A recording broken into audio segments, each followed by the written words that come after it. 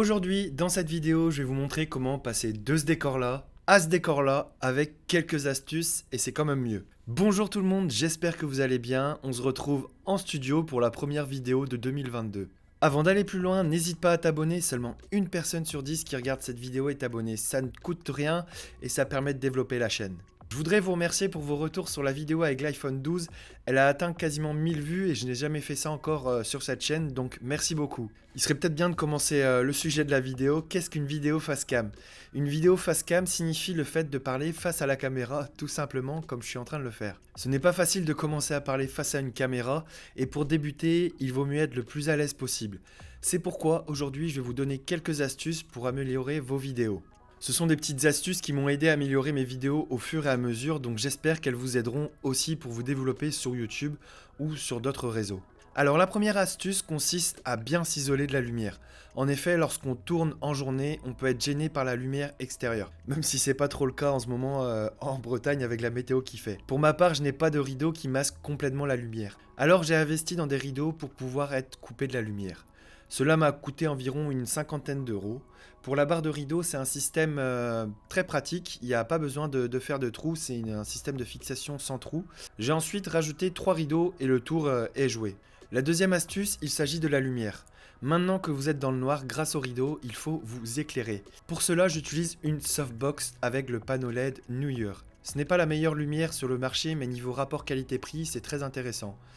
Et pour moi, pour l'instant, ça me suffit amplement. Cela va vous permettre d'éclairer votre visage et ainsi le faire ressortir par rapport à l'arrière-plan. Attention à ne pas être surexposé, c'est-à-dire à trop éclairer votre visage. Il sera difficile de rattraper ça en post-production. La troisième astuce est en lien avec la seconde, comme il s'agit de l'arrière-plan.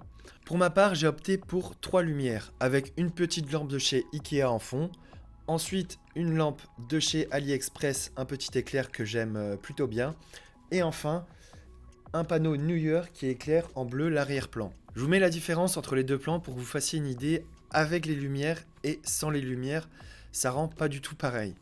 J'ai également mis mes 4 drones sur l'étagère, ça permet de meubler le tout. Et il s'agit d'un meuble à caisson de chez Ikea, il est très pratique pour le rangement et la déco. La quatrième astuce, une des plus importantes selon moi, c'est le son. Alors vous avez plusieurs possibilités, vous pouvez mettre un micro-cravate sur votre caméra, vous pouvez mettre un micro directement sur votre caméra également. Et pour ma part, j'utilise un autre système, il s'agit d'un micro Rode NT USB. J'en suis très content, je l'ai relié grâce à un bras magique avec ma softbox.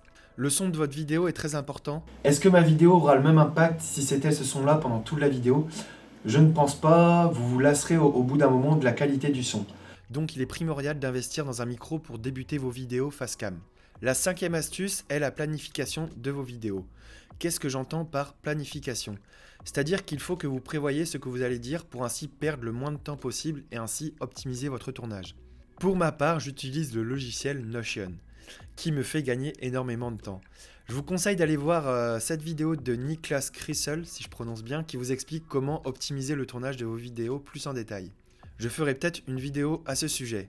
Je suis en phase d'apprentissage sur ce logiciel, donc je ne connais pas encore toutes les astuces, mais il m'aide énormément concernant la réalisation de mes vidéos. Je suis mieux organisé et l'écriture de mes vidéos est beaucoup plus rapide.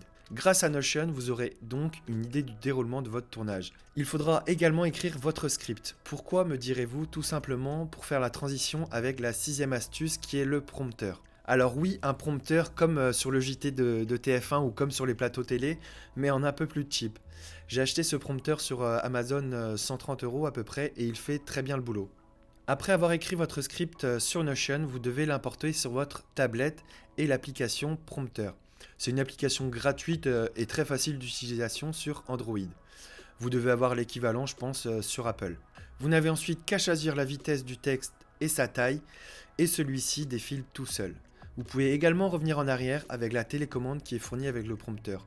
Je vous mets le lien juste dans la description pour acquérir le prompteur si vous le souhaitez. Donc, je récapitule. Les rideaux pour vous isoler de la lumière avec la softbox pour éclairer votre visage, l'arrière-plan pour meubler votre arrière-plan tout simplement, le micro pour améliorer votre prise de son, la planification de vos vidéos grâce au logiciel Notion et enfin le prompteur qui va vous faire gagner un temps fou sur vos tournages. Voilà quelques astuces qui, je l'espère, vont vous permettre d'améliorer vos vidéos à l'avenir. C'est un investissement pour quelques éléments que j'ai pu donner dans la vidéo comme le prompteur ou la softbox, mais c'est pour moi important de les avoir si vous voulez un contenu qualitatif. N'hésite pas à me dire en commentaire si tu as d'autres astuces, c'est toujours intéressant pour progresser et améliorer la qualité de mes vidéos. Je vous dis à bientôt et portez-vous bien. Ciao!